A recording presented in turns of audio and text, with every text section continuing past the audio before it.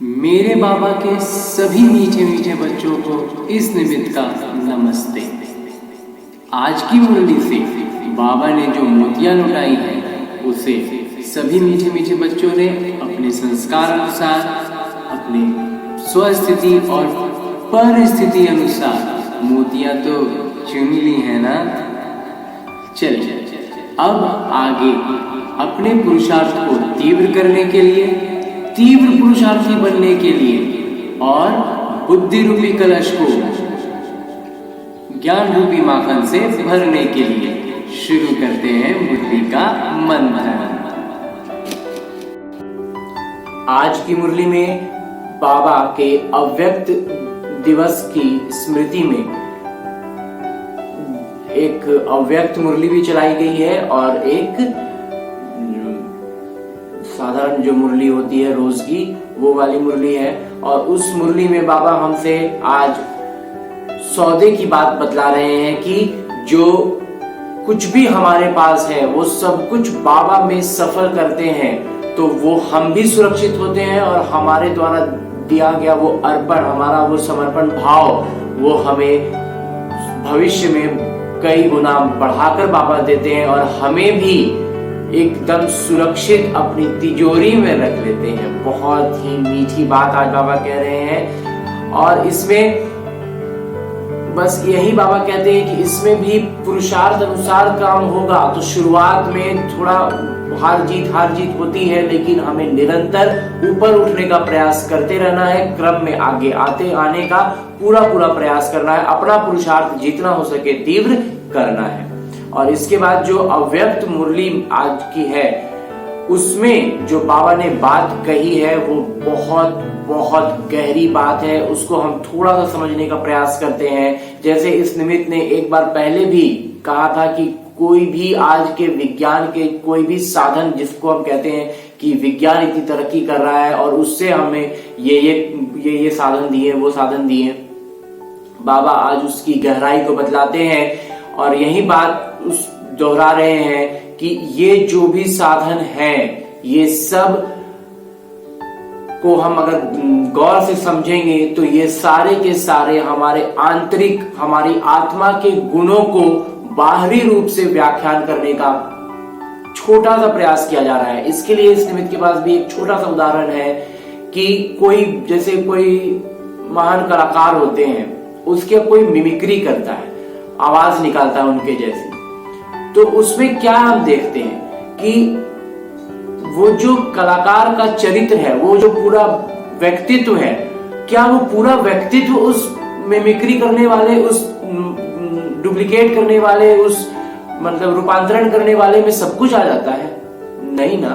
बस थोड़ा सा उसकी आवाज, और विशेष करके भी उनकी आवाज में दिया गया कोई अगर डायलॉग है, बस वो उस डायलॉग को वो बहुत प्रैक्टिस करने पर या नेचुरली भी अगर कुछ मैच कर जाए तो ऐसा करने से वो उनका मतलब समझिए अगर 100% का अगर वो व्यक्तित्व है, उस व्यक्तित्व का मात्र 10% भी नहीं, 2-4% वो डुप्लीकेट सी में कोई भी चीज की जब डुप्लीकेट की जाती है तो उसका 1-8% ही आता है। तो ये जो विज्ञान हम देख रहे हैं ना, ये हमारे आंतरिक गुणों का, हमारे आत्मिक गुणों का बस 1-2% ही है और हम उसी में इतने लोभित हो जा रहे हैं कि कितना अच्छा विज्ञान हमें सब कुछ दे रहा है। इसको अगर अपनी आत्मिक गुणों में जाने समझेंगे, उसको जान जाएंगे, उसकी गुणवत्ता को समझ जाएंगे तो बाबा कह रहे हैं एकदम स्पष्ट। आज बाबा ने बहुत प्यार से समझाया है कि जैसे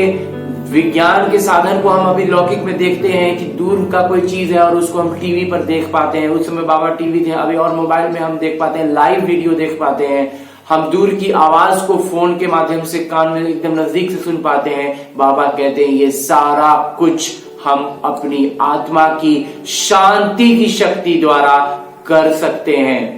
हम जिस भी आत्मा को चाहे, जैसे चाहे, जहां पर चाहे, उनको वो मैसेज, उनको वो बात, उनको वो संकल्प सीधा, अभी ये विज्ञान क्या करता है, उसका एक मतलब वीडियो बना करके हमारे सामने बुलाता है और हम क्या है कि सीधा बुद्धि में, तब वो वीडियो को देख करके हमारी बुद्धि में कोई विचार आते हैं और हम क्या कर सकते हैं कि सीधा सीधा विचारों को ही डायरेक्ट इनपुट कर सकते हैं, डायरेक्ट सीधा सीधा उनकी बुद्धि में कुछ ऐसा अनुभव होगा कि हमें कोई आ करके खड़े होकर के बोल के गया है। ये अनुभव हम करा सकते हैं, हम ब्राह्मण बच्चों को बाबा ये कहते हैं। और इसमें कहते हैं कि इसके लिए हमारी अवस्था, हमारे निज जो संस्कार है, इन सब से हमें ऊपर उठ करके, हमें निज संस्कारों से रोज की जो हम कहते हैं कि बाबा हम इसमें उलझ गए, हम उसमें उलझ गए, तो बाबा मुस्कुराने लगते हैं। कुछ बच्चे कहते हैं वी आर मोस्ट बिजी हैं, बहुत ज्यादा व्यस्त चल रहे हैं। उस पर बाबा हमें स्मृति दिला रहे हैं कि हमारी अवस्था सही नहीं है, इसलिए हम बहुत व्यस्त हैं। क्योंकि जब हमारी अवस्था सही होगी, ऊंची होगी, तो हम व्यस्त नहीं होंगे, हम निरंतर मस्त होंगे, फ्री रहेंगे। हमारा संकल्प में भी नहीं आएगा कि हम व्यस्त हैं।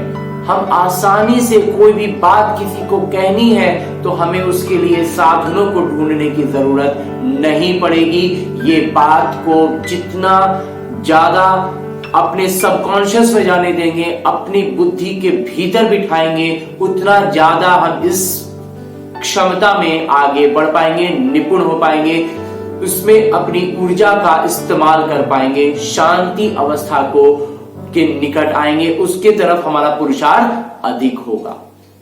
ये इस निमित्त का छोटा सा उदाहरण था। और एक छोटा और बात जो आगे बाबा ने कही कि हमारी इस अवस्था से जो दूसरे विचलित आत्माएं हैं उनको तो सीधा सीधा लाभ तो मिलेगा ही। और एक उदाहरण से भी इसको समझ सकते हैं कि जैसे बहुत बड़ा तो नहीं, लेकिन अगर एक जैसे घर में पहले सीमेंटेड टंकी होती थी, थोड़ा बड़ा एक कमरे जितना बड़ा बड़ा टंकी होता था, तो उस टंकी को पानी को अगर बहुत हिला दिया जाए तो बहुत ऊपर नीचे एकदम पानी, और उसमें कोई नाव हो या कोई कागज की नाव उसमें रखें तो कितना ऊपर नीचे होगा, उसमें कभी कभी अंदर पानी भी चला जाएगा, ऐसे होता है।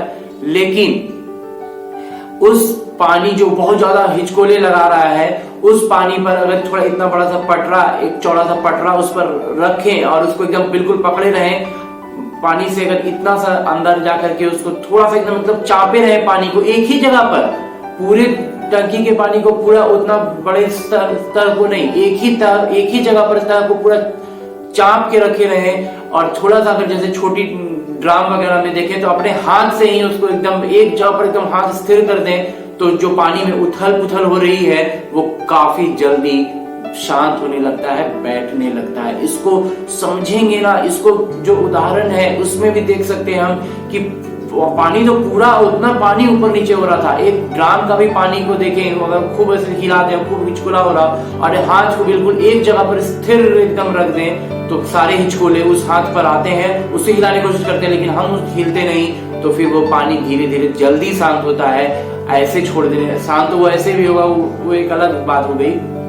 लेकिन हाथ लगाते हैं थोड़ी बड़ी जगह तो वहां पर थोड़ा पटरा जैसा लगा देते हैं, तो पानी काफी जल्दी उसके हिचकोले शांत होते हैं। और उसमें जो कागज की नाव जो बहुत ज्यादा ऊपर नीचे हो रही थी, उसमें भी स्थिरता आती है। तो ये हुआ कि जो दूसरी आत्माएं इस लहर में, इस कलयुगी लहर में जो ऊपर नीचे हो जा रही हैं, जो शांत रुकना चाह रही हैं, लेकिन उनमें वो क्षमता नहीं है कि वो थम सकें, तो बाबा हम ब्राह्मण बच्चों को ये जिम्मा दे रहे हैं कि हम इसको इतना स्थिर करके, इतनी मतलब पोजीशन पर रहें, इतने ठोस स्थान पकड़ लें कि पानी ये जो लहर उठ रही है, लहरें जो ऊपर नीचे हो रही हैं, इसका असर अन्य आत्माओं को भी शांत करेगा। और अंत में बाबा वरदान देते हुए कहते हैं कि हमें शांति, आज शांति की शक्ति की ही बाबा ने बात करी है, तो कहते हैं कि शांति की शक्ति द्वारा नई सृष्टि के स्थापना के निमित्त बन हमें भी शांति देवा बनना है। अच्छा, ओम शांति। मुरली मंथन से इस निमित्त द्वारा ये था थोड़ा सा माखन। ओम शांति। मेरे बाबा के सभी मीठे मीठे बच्चे उठते बैठते चलते फिरते काम करते सोते जागते करते रहे मुरली का मंथन। बढ़ेगा बुद्धि रूपी कलश में ज्ञान रूपी माखन। छटेंगे विकार, होगा विकास, बढ़ेगा पुरुषार्थ, होंगे कई निज अनुभव, सहज होगी बाबा की याद, रहेगा अगली मुरली का इंतजार। तब तक सदा है सर्वदा है मेरे बाबा का प्यार। ओम शांति।